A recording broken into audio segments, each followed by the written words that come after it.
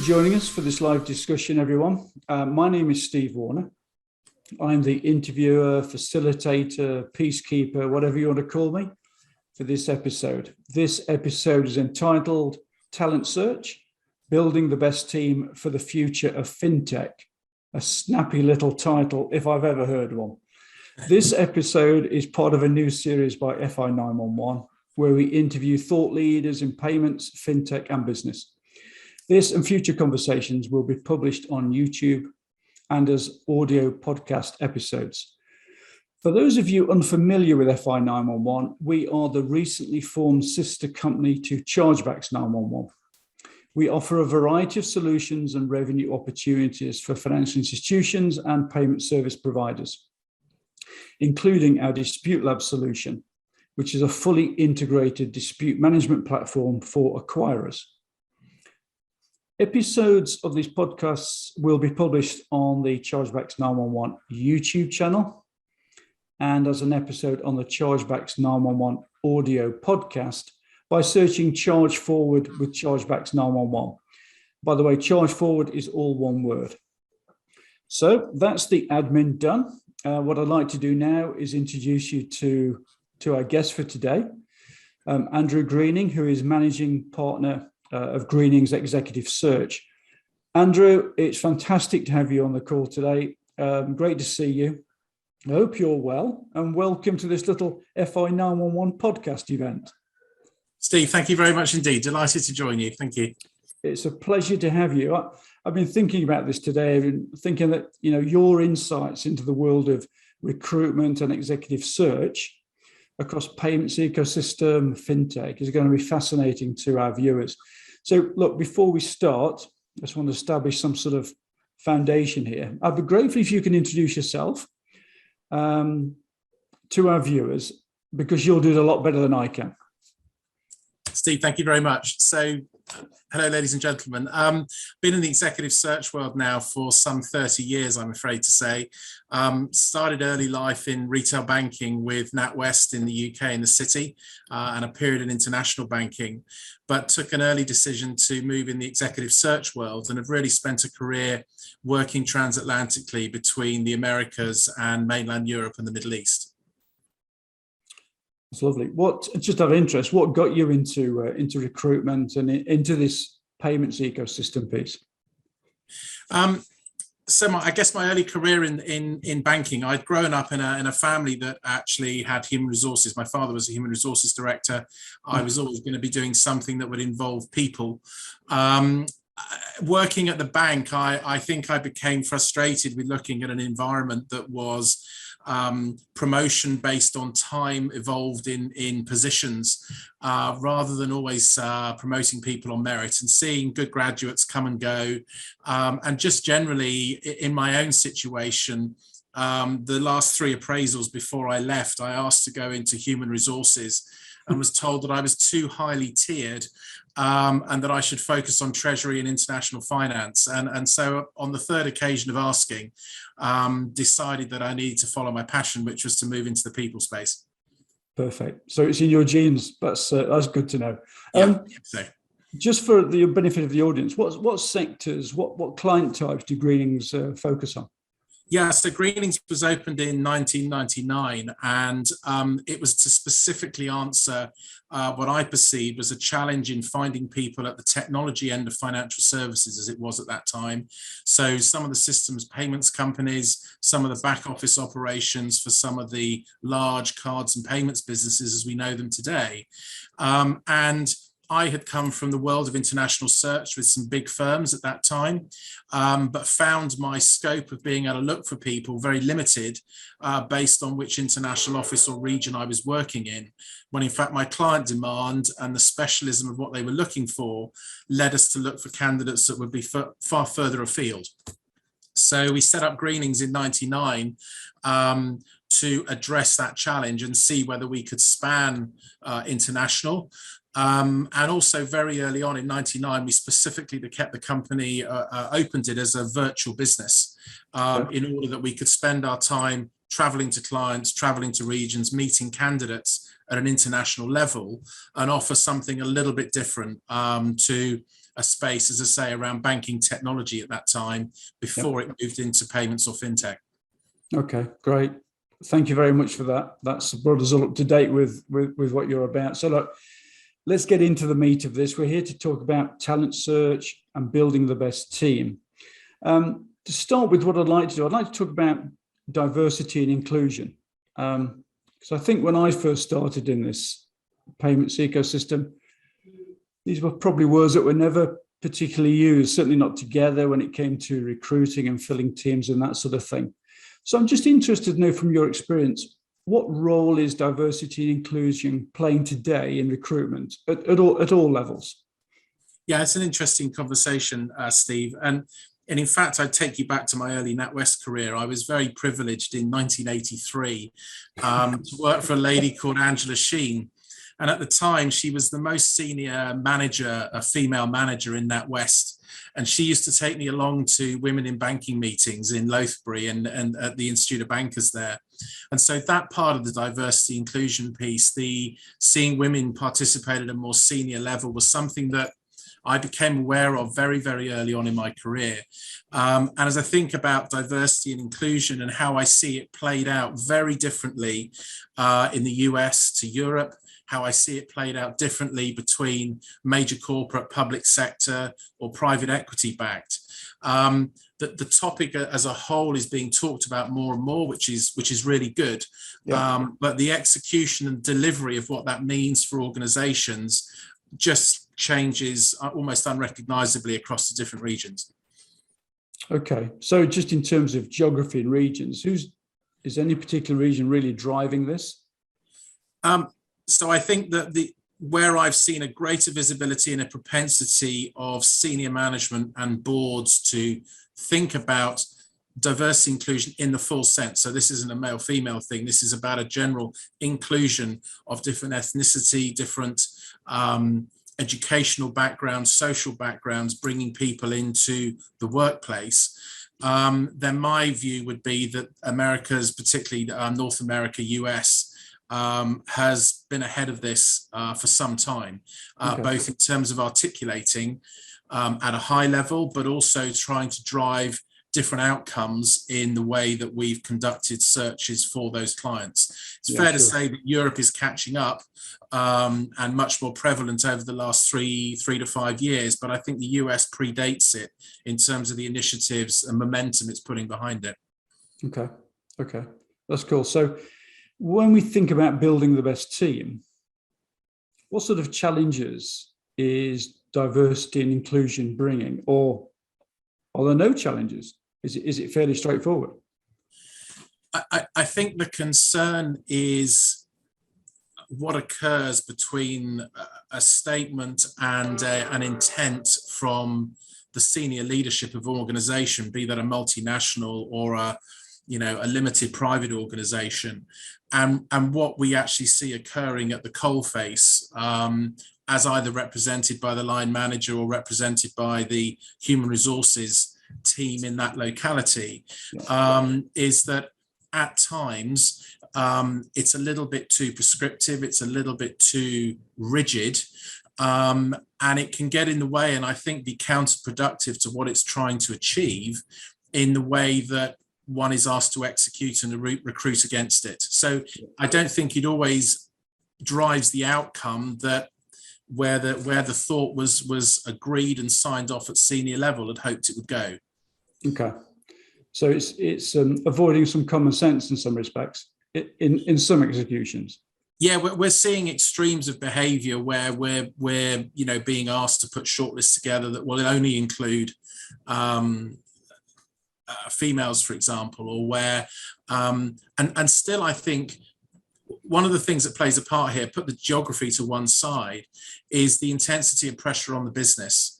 So I think when businesses are under enormous financial pressure for results or fast growth, then the human nature aspect is that people hire to their own shadow or type, or they hire people that they've already worked with before because they can't actually afford to invest the time to bring someone in and to bring them up the curve. So I think you will see different things happening at different levels. And I think the thing that's really important and also exciting about the payments world now, so we move into a particular segment, payments and fintech of financial services, is that for the first time, in a way that you and I joined NatWest in our early banking careers and what have you, people looked at the banks as a place that you could have a lifetime career. Yeah. 10 years ago, no one would have ever looked at payments and thought that you could have a lifetime career in payments, but that is now the reality. So I think it's incumbent upon those big organizations within that space to say, we're not going to change this overnight, but our D&I approach for how we are recruiting people at the younger level to come through and into the business, the access to different ethnic groups, the access to different qualification levels and whatever, has really got to be looked at. And that will pay off over a 5 to 10 year period. But the danger is with the knee-jerk reaction, which is to say we have to do something this year and we have to do it at middle or senior management level, is where we're seeing it unravel, shall we say, and I think becoming awkward at the point of delivery. Okay. Well, that's very frank. Thank you for that. I think your view on this, your knowledge about this is really important to share. I want to change tact a little bit. Something's been happening for the last 18 months that none of us predicted. COVID-19. It's had a massive impact globally across everything that we humans do. So let's talk about search and recruitment. Very simply, what impact has it had in your world? And what challenges has it thrown up for you and also the people, your clients as well? Yep. So I think, we've been fortunate to be in the fintech payment space at a unique moment in its history, actually. I think more broadly in the recruitment world, a lot of the verticals in the recruitment sector have had a really hard time, as have their clients. It's been really interesting in the payments world. We didn't know what to expect 2 Marches ago when we tried to predict what that now meant. Having historically worked around the globe and always has one part of the globe that was coming up and another part of the globe that may have been coasting or going into recession, to see everything potentially stop at once was pretty terrifying, as I'm sure everybody went through that thought process. But the reality of what has happened in the payments world, I think, and a lot of the work that we've done over this period has been with the private equity area, is that those organizations that were looking at new technologies, that were looking to innovate and disrupt over maybe a 3 to 5 year period, have accelerated the time to market and have accelerated the investment in those disruptive technologies. So there has just been a huge demand for people to join organizations and to scale up. So I think we've seen some of the major corporates conservatively pause and take a look at what that means for their business, some of the legacy environments they have, but we've seen the new entrants to the market, those with new digital technologies, etc., absolutely accelerate. So I think very particular to this space, we've seen the recruitment activity go through the roof. It's become very, very busy. It's remained cross-border. We've had people relocating, going through whole processes and relocating from North America to Europe without actually having physically met anyone. That's incredible. So it's been a unique time. It's been more virtual. I mean, thank goodness for this medium, because it's enabled us to continue. But by the same token, I'm speaking to you from London today in a real office, and I've met real people today. Getting back to actually seeing people, whether that's interviewing or that's taking a brief from clients, is still a much richer and more dependable experience. Sure. So we've got through, we've managed with Teams and Zoom, thank goodness. But I think there is some sort of returning to a level of physical engagement, which is still preferable for what we do. Sure. Yeah, I think we'd all agree with that. The experience that you've described where recruitment's exploded, for me, is a little bit counterintuitive, given everything that's gone on in the last 18 months. I mean, it's great to hear, and it's great for this industry. In that process, what kind of opportunities has it created for employees and also employers, I guess? I'm just interested, because of the increase in activity, Has it created more opportunity? Has it moved people along faster than they thought they would? What sort of things have happened to individuals? I'm going to start with the client side to answer your question first, if I may, which is I think the talent pools for organizations just opened up enormously. So I think organizations, for the most part, all of us really, where, you know, you need people working in an office, you need people that could commute to you, normally speaking, and so would typically live in region. I think the pre-COVID expansion of payments and fintech was already putting pressure on specialist roles, be they in risk, be they in sales, product. It was always already challenging that if you were in a particular region of Europe or a west or east coast of US, then it was becoming quite difficult to hire people, even pre-COVID and pre this explosion. The positive thing, I believe, that has come out of COVID, and there are a few positives, but this is one of them, I think, is that not only the talent pool has opened up in that clients have become used to working with their teams remotely and their senior members remotely. Yeah. And so they're now considering specialist risk people that might not even be in the same region, certainly not in the same country, with an understanding that they would come to HQ or the center of activity on a regular basis. But what that's actually done in some respects has opened up the talent pool to have a much fuller group of potential candidates. And by the same token, it's offering greater opportunity to more candidates. I think the trade-off here is mobility, physical mobility, that we've seen a real downturn of candidates willing to move their career forward by relocating. For all that I've just said, what that is also meaning is people are saying, well, my family's set up here. I am very ambitious. I want the next job in payments, but I'm going to stay here. And the clients that are reacting positively that will get to hire those individuals. Now, I don't think that's a steady state. I think that's a reaction to what we've just been through and to how people perceive they can now run their life. I think it's going to change over the next 2 to 3 years and settle somewhere. But right now, certainly within region, we're seeing mobility almost stop.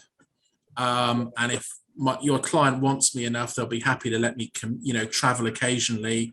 But I've just proven I can work and run a great team from home.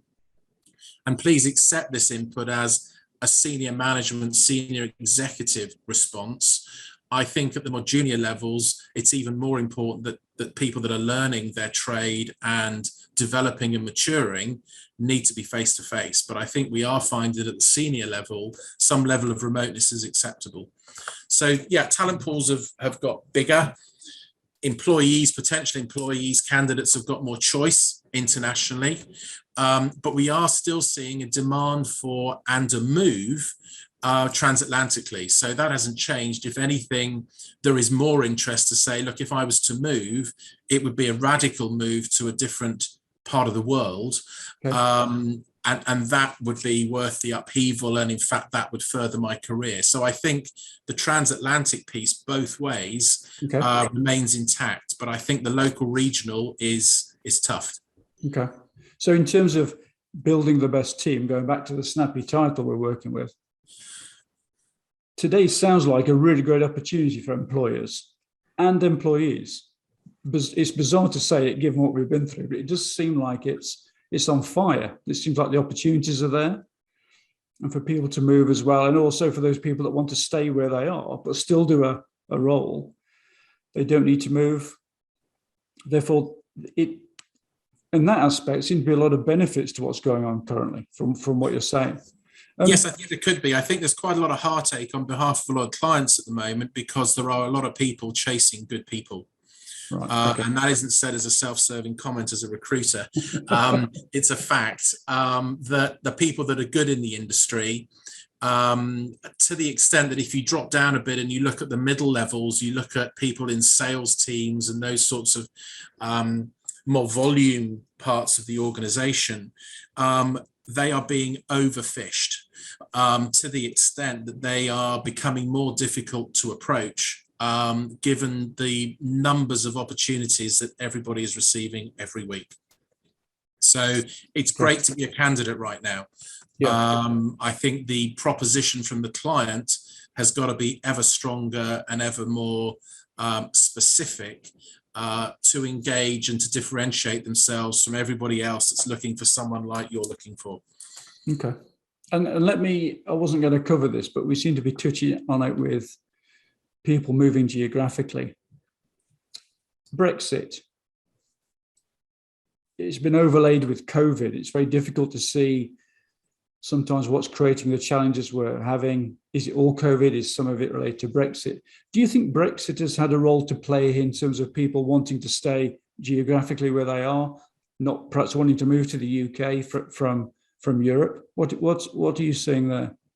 So I think whatever you voted, and I am a Brit, whatever you voted, I think it's very sad to see that some fabulous people have left this country to go back to Europe or even further afield because they've been made to feel unwanted. And that's a dreadful outcome to what just happened.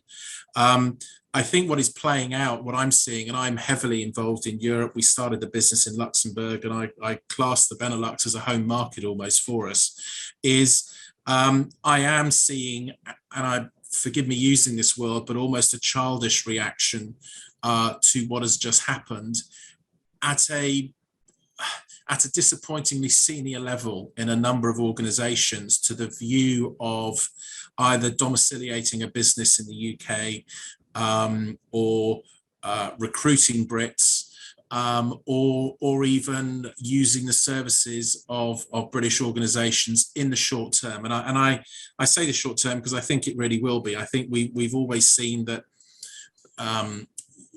there are trends and moves between countries falling in love and out of love with one another as the years have gone on.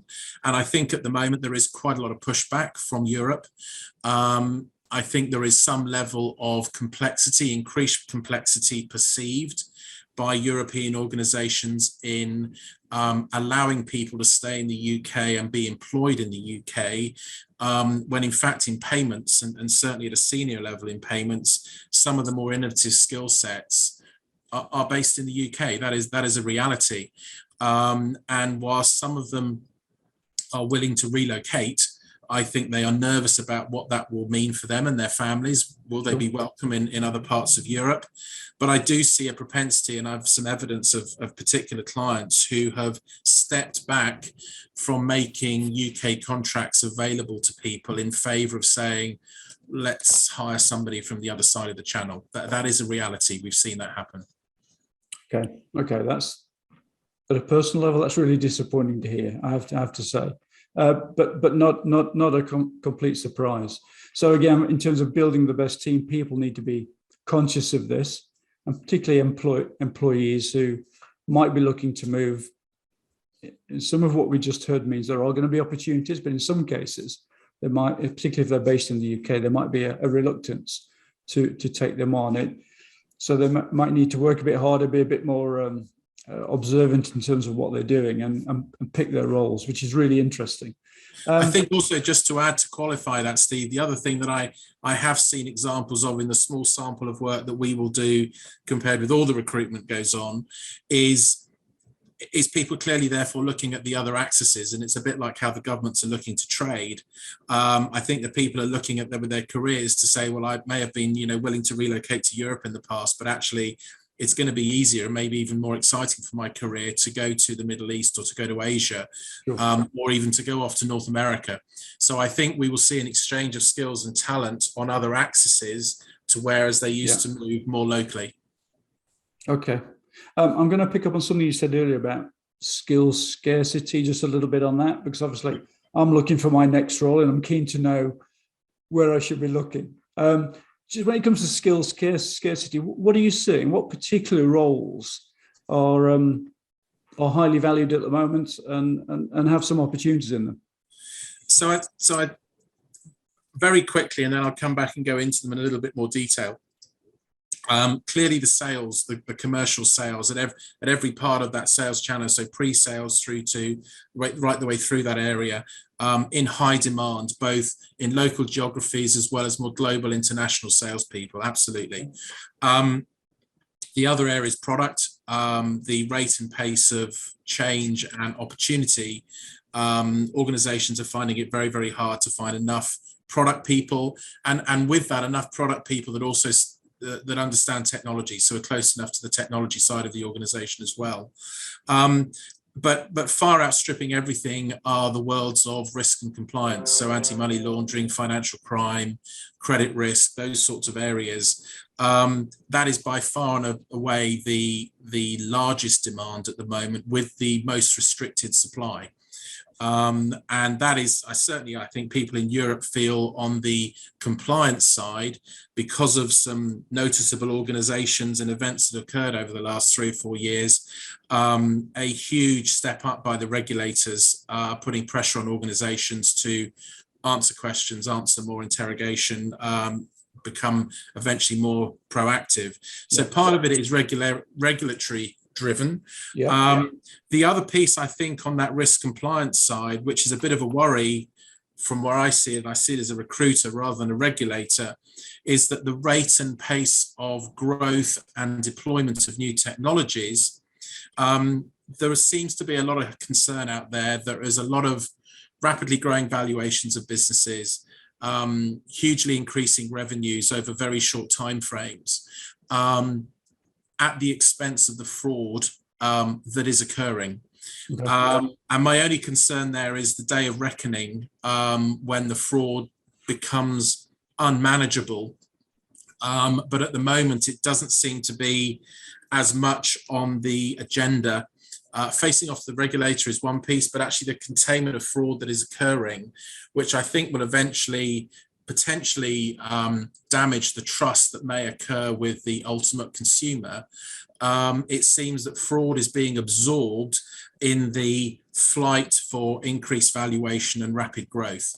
And therefore, as people begin to get their arms around that and deploy technologies that can reduce it, the people talent aspect of there are incredibly short supply. And that is a global phenomenon as far as I see it. And I think spells to that area. And I think just lastly, the other piece where we see massive investment occurring in Canada and in the Middle East, of training people from university through, is in the analytics space. So I think the demand for skills and professionals over the next 5 to 10 years in analytics is going to be huge. Okay. That's great. That's great insight. I just wish I spent more time doing analytics at school. I don't know. I don't even know if it existed then. I'm not sure it did. That's great. A final question for you, an opportunity for you to do a bit of crystal ball gazing, I think.